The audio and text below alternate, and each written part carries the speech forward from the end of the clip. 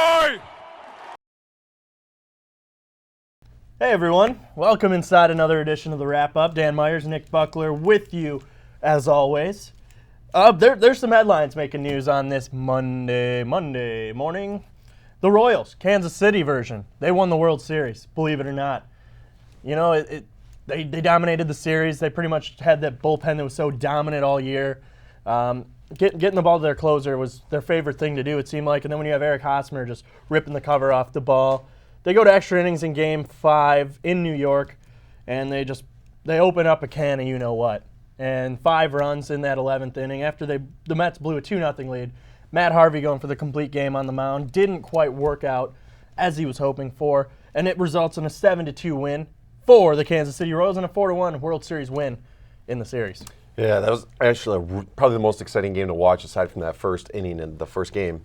It was incredible. Matt Harvey was on last night. Up until that last inning, he was ready to go. He was just 9 Ks, everything. He was just the whole package. And then I think his ego got in the way, and he felt that he could have taken on the rest of the game, but clearly that's not the case. And when you're going against a team like Kansas City, who has such depth in their bullpen, you got to pick and choose your battles, and they definitely picked the wrong battles that game, and it cost them the pennant. But it was definitely an exciting game. It was almost a pitcher's duel, just going back and forth inning to inning, and ultimately at the end they came through. But what an exciting game! I couldn't have been happier. It was really an exciting series all the way around. When you look at Game 1, and they set records in the longest game in World Series history. The first inning when Cespedes was going for that ball and kind of inside the park home run, the first pitch of the series when Escobar hit that. And maybe the fans in New York are a little upset. They might not want Big Yo there anymore. Hey, we'll still take you here in Detroit. We need a left fielder. How about Yoenis Cespedes coming back? Yeah, bring your pitching from Matt Harvey too. Bring any pitcher on that squad. Noah Syndergaard, the hairpiece, Jacob deGrom. I'll take them all. I mean, the Tigers they're battered right now, and they need something that's gonna maybe, I don't know, but the pitching staff. Good news for Daniel Norris. It came out that he had thyroid cancer. He had a procedure done. He's now cancer-free, so hopefully he'll be ready to go come spring training. And he's a guy that I think is going to be a bright spot for years to come for this team. Lefty, and you could see in Wrigley Field against the Cubs, he can smack the ball around too at the dish. Obviously, Anibal Sanchez, Justin Verlander, but who else is there out there? Not sure. They might have to make a trade. Yeah, and hopefully we'll get some space and we can pick up some. I was watching both teams yesterday. I'm like, I'd love to pick that guy out of that lineup. I'd love to pick this guy out of that lineup. And unfortunately, we'll see what we can do. I think a lot of those guys are still contracted in, but there's just a lot of talent just on those two teams alone. So. Oh, the two best teams, Absolutely. And yeah, there's no fluke. Who would have thought the Mets would have been there? Yeah. Just if you would have thrown some money on them, I believe they were like 45-1 odds at the beginning of the year, according to Las Vegas. And so that's quite a payday even for them to make it that far. The Royals, Tiger fans are used to seeing them play them 18 times a season, and you know what they have. Young talent, and then they trade for Ben Zobrist and Johnny Cueto, and it's like, okay, they don't win the World Series, they're never going to win it. Right. They're a complete team. Starts with the management all the way down. The front office is great. It's the Royals are going to be good even next year. They got so much young core talent. They might lose a guy like Alex Gordon, and maybe the Tigers, if they want to, spread the wealth around, and Illich wants to open up his pocketbook. Why stop now? Exactly. He might be a guy you want to add to that outfield. J.D. Martinez, Cespedes, and Ian Kinsler were all nominated for Gold Gloves, so that's cool if you want to take anything from this broken season. Another thing the Tigers are going to take with them on the broken season is their broken manager. He's coming back for another year, so prepare yourselves, Shelby Township and the surrounding areas of Detroit. Another year of mediocrity for the Detroit Tigers is on the way, as long as Brad Ausmus is managing the team. Hey, you want to know what's not even mediocre? Your Detroit Lions. They lose in London. If you think they weren't bad enough in the United States, they proved it by traveling over the pond, the Atlantic Ocean. They play at Wembley Stadium against the Kansas City Chiefs, the 2-4 Kansas City Chiefs. The 2-4 Chiefs look like a 16-0 squad when they're playing the Powder Puff Detroit Football Lions. 45-10 is your final score. Staff gets picked off twice. They couldn't do anything at all. They fired Joe Lombardi earlier in the week, 2 other offensive coaches. Jim Bob Cooter takes over the calls. as the offensive coordinator, and well, let's just say, I don't know what you can say. Lions are 1-7. It's the JBC era. Jim Bob Cooter. I mean, that guy's. We'll see how that goes. But I found it that I'm actually rooting for them to lose games. Oh, 100%. I know you and I aren't alone in that. It's just the fact that we go on a stretch and we win out the rest of the season. But let's be real, it's not going to happen. But it just makes them a mediocre team again, and there's no urgency for replacements or fixing. I feel like that's the story almost every year, except for last year, with the playoff run. But unfortunately, I'm really looking forward to them just losing out the rest of the season, because that's when you have a problem and you're not just this mediocre, maybe at best 500 team. So I'm really hoping that they just worst comes to worst and they end up with one win, which realistically is not looking too far. It's not too much of a pipe dream right now. So. It's really not, because the schedules, and it doesn't matter who they play. Oh, well, they got the Niners on their schedule. Oh, well, they play Oakland. Doesn't matter who they play, and by the way, Oakland has a winning record right now, but it doesn't matter who you play. You're the worst team in the NFL. Yeah. People see you on the schedule, they're like, Lions on the schedule, circle that game. There's a win. We're going to get, hey, you want to play in the NFL? Hey, we're going to bring you to Detroit. You're playing against the Lions this week. What position? Oh, you've only played euchre? That's fine. You can still beat the Lions. There's a W on the schedule, and chalk up a win in the standings. Lions are going to go 1-15. They're going to get the number 1 overall pick, and what should they do with it? Dan Myers, they should. Quarterback. Okay, sure. I'm going to correct you. Trade it. Really? Trade it. There's no quarterback out there that's worth taking at the number 1 overall pick. Although I feel quarterback is a need, but they need to build that offensive line and defensive line. Don't get me wrong, I think Stafford's horrible. But maybe trade for someone. Trade for a bunch of picks. You could get a lot for that number 1 pick. You could get a couple second-rounders, fourth-rounders. That's the number 1 overall pick, and I don't think there's a player there that is so much better than the rest, like there has been in recent years. Yeah. Trade it. See what you can get, or at least shop it. Maybe, trade your assets. Try to trade Stafford. If some dumb folk out there still thinks he's a Super Bowl quarterback, sorry about it. He's not. Okay, clarify. Maybe trade Calvin. We're not utilizing him. Nope. We don't utilize Calvin Johnson. Give him to a team who, the Patriots want him. Imagine him and Tom Brady. Super Bowl champs. There's so many things they could do. Yeah. They're such a bad team. Yeah. And it all starts up top with Martin Mayhew, Tom Lawan. They're horrible. The coaching, I'm glad they didn't win after firing Joe Lombardi, because they would have been like, found our problem. Work's done. Work is done. Caldwell, you're back. Oh, Mayhew, extension. No, they need to clean house, start at the top with Mayhew. Personally, I think it should start with the Fords. Sell. But hey, profit sharing in the NFL makes no sense to sell the team when your team's worth $1.44 billion, according to Forbes. But hey, there's another rich team, and they actually know how to win, kind of this year. Maybe not so much. The Detroit Red Wings. They're on their way back. They're on their way. I'm not worried. Yeah. Season is still very young. They went 1-2 this week, but the win on Saturday was a good win, especially for a guy like Henrik Zetterberg. Couple milestones, almost 3 milestones on 3 separate goals. In the first goal, he picked up his 500th career assist. On the second goal, another assist. It's his 800th career point. And all that while he's stuck at 299 career goals. That would have been sweet to get all 3 in the same game on 3 separate plays. But hey, he's going to get it, and he might get it very soon. Henrik Zetterberg and Dylan Larkin have been 2 of the brighter spots for this team playing on that top line.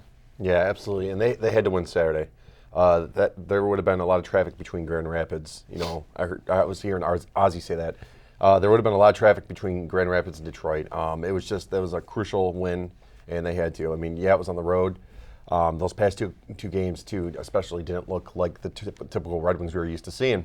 And unfortunately, something happened. They sparked up because they looked a lot better Saturday night against Ottawa for that back-to-back home series, or back to home and away series. Home and home. Home and home. Thank you. That's what I'm looking for. But they had to pull it out, and fortunately they did. Yeah, they did, and it needed to be done, like you said. And it was almost an impressive win. They were up 5-1 at one point in that game. They kind of let their guard down towards the end, let up 2 late goals. I'm not worried about it. They got scoring from guys who aren't used to scoring. They get Danny DeKeyser on the score sheet. They get Jonathan Ericsson on the score sheet. obviously Tatar, his shot was just an absolute snipe into the top corner, came right out. Dylan Larkin just continues to impress me. His goal where he just controlled the puck all the way around, throws it in a wraparound, just very impressive. He's playing with such poise. Sure, he should probably put on a couple pounds just so he's not getting thrown around as much. But hey, if you to tell me he's doing this in his first year, I'd be very pleased. And continue to put him up there with Abdelkader and Henrik Zetterberg. Even when Pavel Datsyuk comes back, which should only be 2 short weeks away, he's been skating every day. He's practicing with the team. And imagine the depth when he comes back. You put him on the second line with like a Nyquist and a Tatar. When Brad Richards comes back, him, Sheahan, and maybe a guy like Timo Pulkkinen on that line. And then maybe a Darren Helm, Glendening, Miller, fourth line. That's depth. Yeah. That is some depth. And that you can score. Stanley Cup champions need depth. Yeah, absolutely. You look at the Chicago Blackhawks fourth line last year. Yep. Marian Hossa was on their third line. I mean, it's the depth is key, and goaltending has not been a problem. Jimmy Howard or Peter Mrazek this year, they both look good. Although I'd kind of give a slight edge to Peter Mrazek, but I don't think he has ran away with the job because Jimmy Howard's played well as well. Right. And just to look at the defense, still a question. Quincy and Mike Green are still injured, and Quincy, as much flack as he's going to take from the fans, and I think he's still a valuable player on this team. He played really well with Danny DeKeyser last year, but when Mike Green comes back, I think you got to put him on the top pair with Nick Cronwall, and then you got to go back to Quincy and DeKeyser, and then you put Jonathan Ericsson on the third pair with either Kindle or Smith, or I think Marchenko's done a good job since he's been up. You might ship either a Smith or a Kindle out of town, maybe to Grand Rapids. I don't know how many options they have left either way, but that pair has been terrible of late, the Kindle-Brendan Smith pair. And I think there's just, I don't know, maybe a guy like Ouellette gets called up. Maybe you give Marchenko the nod, but they'd just be that healthy scratch because, I mean, Jonathan Ericsson is a top pair guy on this team. I'm not sure why. But they've showed when they're healthy, they're going to move him to that third pair. And it's only a matter of who he plays with. Yep, absolutely. Yeah, and I'd like to see, I'm right there with you, I'd like to see them bring Marchenko back.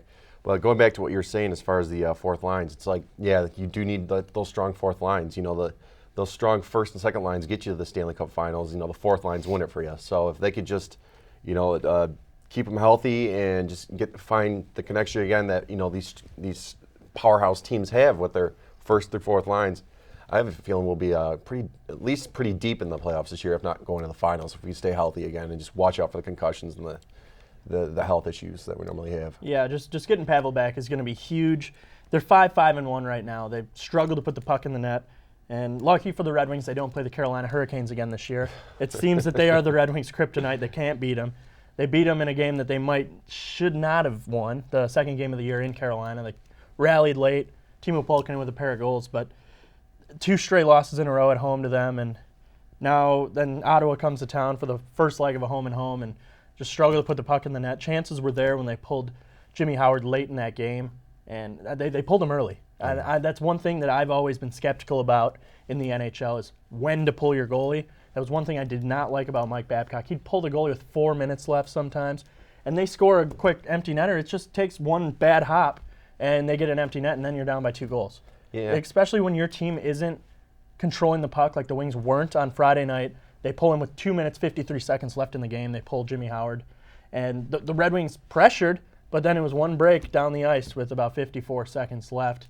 Ottawa makes it a 2-goal game. And to me, then you're done. The place clears out. There's nothing left in the tank to play for because you're not going to score 2.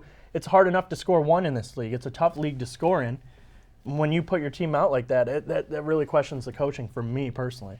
Yeah, I don't think there's a real textbook time to pull your goalie. You know, I think you really have to, like you said, read the connection that the team's having with each other. Are they controlling the game for the most part? You know, are they on, or is it just? And if that's the case, you know, you pull them a little sooner than you would normally if they're not making those plays. I think that's typically the safe spot is with a minute left. If you guys just don't, if you're not on that night, you definitely got to watch it.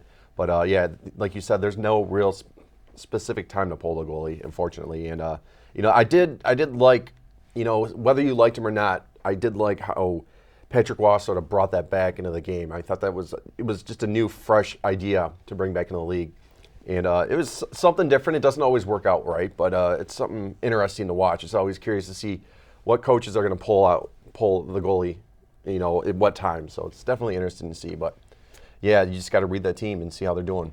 Yeah, that's really all you can do. And sure, it's still a young season, but that's one thing I haven't liked for years. And let's go to 3-on-3 overtime too. It's been so exciting. Oh my a lot of gosh, players yeah. don't like it because Erik Karlsson of the Ottawa Senators almost cried about it, if you will. He said it's not a hockey player's game. It's almost like a circus act. And no, it's called playing smart, playing your position, and don't get beat. I don't know, maybe in Ottawa they don't know how to play position up there.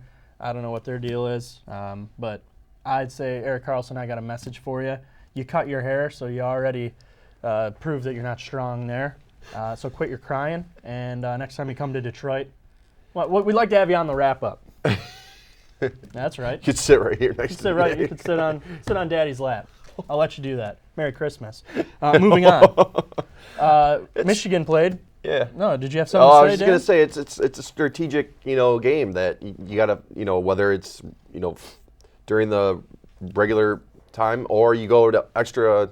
I can't even talk right now. Sorry. You go to overtime with the 3-on-3. It's a smart game. You got to, especially with this finesse style league, you got to be smart about your plays, who you're setting out there, who you're pairing with, and I think it's just another issue that coaches have to deal with. And if you can't figure these out, then maybe you should be an assistant coach or something. I think it goes to show the head coaches and the top head coaches how they can handle that as opposed to some of the lesser teams with less improved coaches. But to me, it separates the men from the boys. Thank you. Yep. And right now, well, the Wings haven't really been there. They've been there twice. They're 1-1, and both games have been very exciting. Yeah. So maybe get into a bigger sample size, and I'll tell you if Blashill is a man, or if he's just a boy. I think he's more of a man, though. You close your eyes and listen to him talk, and it sounds like Babcock. Yeah, it really does. Really he worked a year under Babcock, but I do think he's a good coach, and I'd like to see more of what he gets out of these players moving forward. Another good coach that gets the most out of his players is Jim Harbaugh. And just see how bad Michigan played on Saturday against Minnesota. They scrape out a win, and it might have been due to the not-so-experienced coaching of Minnesota. When you have second down and goal from the 1-foot line, 17 seconds left on the clock, and a timeout, and you let 15 seconds roll off the clock before you snap the ball, and, Michigan was only up 29-26. You could kick a field goal and go to overtime. Said Michigan stuffs him. They could have ran 2 plays with a timeout. And, I mean, if you can't score from 1 foot on 2 plays, you shouldn't be there. But Michigan survives after a good comeback. Jake Rudock gets almost his head ripped off, and he's out of the game. Speak comes in and leads him down the field. Yep. Do I think he's the answer? No. But he did a pretty good job in getting that little brown jug back to Ann Arbor. Yeah, that was a gross hit. I just remember seeing that and just being like, oh, that's going to hurt tomorrow morning. But, yeah, it was incredible. What a nail biter at the end. But I'm a big believer in karma and what have you, and, pendulum swinging. And, after that whole issue with Michigan State a couple of weeks ago, I was like, you know what, maybe it's time for that pendulum to swing the other way and for Michigan. And fortunately it did. The football gods were definitely smiling on us that game. I really thought, especially where I was at, I was surrounded by some State fans, and believe me, they were going to let me hear about it if they lost to Minnesota. So I was really glad that game went the way it did, and it was just incredible. It was just the longest 17 seconds of my life. I just anticipated them actually getting in and getting a touchdown, but yeah, that was a long 17 seconds. When you're from a town where the Detroit Lions play, you don't expect good things to happen. Exactly. And when your defense holds on the 1-foot line, that's pretty exciting. And I think Michigan's defense, they're number 2 in the country, number 1 against the run. And it's just to think last year, their defense was still pretty good last year, but they just didn't get the most out of their players. I think Brady Hoke had talent, he just didn't know how to develop the talent. Absolutely. And Jim Harbaugh knows how to get the most out of his players, and that's what I think separates him from even a guy like Mark D'Antonio, who is still an exceptional coach. But I think as the next couple years go by, Jim Harbaugh will pull away from the pack, and it'll be an Ohio State, Michigan, Big Ten, like it used to be, smash mouth, pro style. We're going to run the ball down your throat, and we're going to be defense first. And that's what Michigan needed to get back to doing, like when they had Lloyd Carr and Gary Moeller, and even back to Bo. That's the Michigan way. And I knew as soon as they brought in Rich Rodriguez, when he brought this spread he didn't have spread quarterbacks. He had Stephen Threet and Nick Sheridan, who to me, gosh. I think we're more athletic than. Those guys were to run a spread. I mean, come on, these guys are like beep, boop, bop, boop. They're robots out there. And I mean, Threet went on to Arizona State and had a pretty decent career, but Nick Sheridan is mopping the floors at the local elementary school. It's not the Michigan way. It's not a Big Ten. It's more of an ACC style. Okay, no one's going to make it to the NFL from this style offense. Just look at the quarterbacks. Come on. Look at the spread style quarterbacks. They don't make it in the NFL. No. Jamarcus Russell, number 1 overall pick. Jameis Winston, maybe too early to tell, but I don't think so. No. And the list goes on. Michael Vick, one of the only ones. Look at RG3. He's great at Baylor. Look what he's done here. He's 3rd string at Washington. Colt McCoy passed him. So the spread it needs to go away. Sure, it works when you're the Oregon Ducks, which maybe not so much this year, but when you're playing the school of the blind, you can get away with some things. The NFL is the top talent in the world. You're not going to be able to run east and west. You got to run north and south. Jim Harbaugh runs north and south, and it's going to be north as he's going to bring Michigan back. Yeah, absolutely. Yeah, it's going to be really great for him, this offseason when we're getting recruits too, is they want, college football players, they want to play for an NFL coach or at least get NFL ready, and who better than to have Jim Harbaugh, and he's terrific. He doesn't give up. I feel like there's respect back in Ann Arbor for their coaching staff, which is something you haven't seen in easily, 10 years.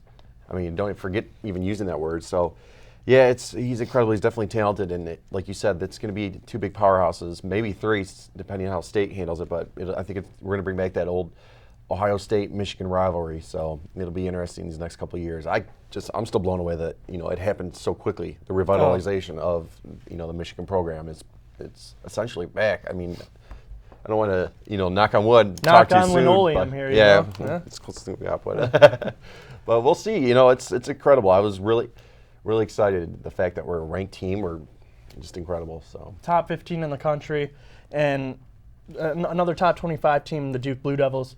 Did you see the ending of that game against the Miami Hurricanes? There was 8 laterals as time expired on a kickoff after Duke just took the lead, and you can't make this stuff up. Sure, if you're watching, there's a spot where it's clear that the guy's knee is down as he's lateraling it backwards. The play was under review, and they still got it wrong. But either way, 8 laterals, marching down the field. You got to go. This play took 20 to 30 some odd seconds, throwing the ball length of the field, running, and then finally you get your blockers and you busted up the sideline. It was crazy ending to that game. The Duke head coach is just standing there in just disbelief. The Miami coach is partying like it's 1999, as Prince would say. It's crazy that this happened. And you talk about, okay, we're gonna need a miracle. Here come the hook and ladder. Here comes the laterals. And only in the ACC does this work. Like I said, the ACC is not real football. The officials, they end up getting suspended for 2 weeks. Because they missed a couple calls, some blocks in the backs. The guy's knee is down. Either way, it's so exciting, this ending of this game. Whether, Dan, you're a Duke guy. It's exciting for everyone else, but me. But, yeah. See, I don't care about teams that I have nothing to do with. Sorry, Dan. Yeah. He's a Duke basketball fan. I don't know what his deal is, but it's clear he's got one. Deal or no deal, Dan Myers? Which case are you going to open? Oh, we're going to take Duke all the time. That was not the right answer. That was not the right answer. Maybe next week you can get the answer correct. There we go. But I don't even want to say his name. I'm Nick Buckler. Dan Myers. See you next time.